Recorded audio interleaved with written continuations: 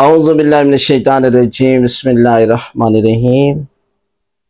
हज़रत इमाम हुसैन अलैहिस्सलाम की ज़ियारत का अजर व सवाब बहुत ज़्यादा है कि अल्लाह के रसूल ने फरमाया कि इमाम हुसैन अलैहिस्सलाम की ज़ियारत का अजर व सवाब 70 मुस्तहब हज से ज़्यादा है।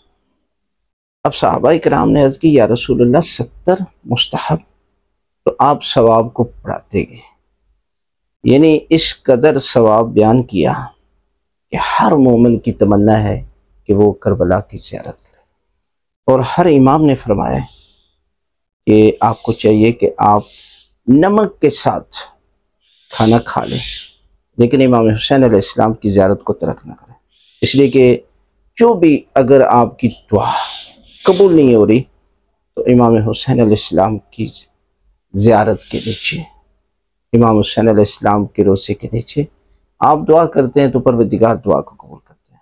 आप ये अमल करें, इंशाअल्लाह परवरदिगार जो है वो गैब से आपके लिए ज़ियारत के मौके पैदा कर देगा। ज़ियारत इमाम हुसैन, ज़ियारत अशूरा, ज़ियारत वारसा, इनमें से कोई भी ज़ियारत बेहतर ज़ियारत अशूरा है।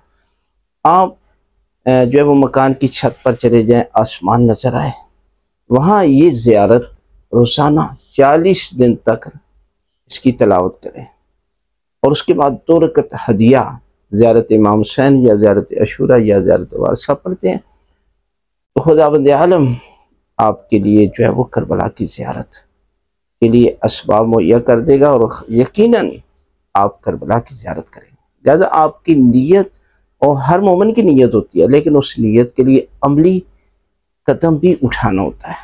यानी सारी ज़िंदगी इंसान ख्वाहिश तो करता है, लेकिन उस ख्वाहिश के मुताबिक अमल और तड़प नहीं होती तो यकीनन वो अमल नहीं होता। लिहाजा आप इमाम हुसैन अलैहिस्सलाम की ज़ियारत के लिए ये अमल करें, परवरदिगार जो है वो आपके लिए ज़ियारत के असबाब मुहैया कर दें।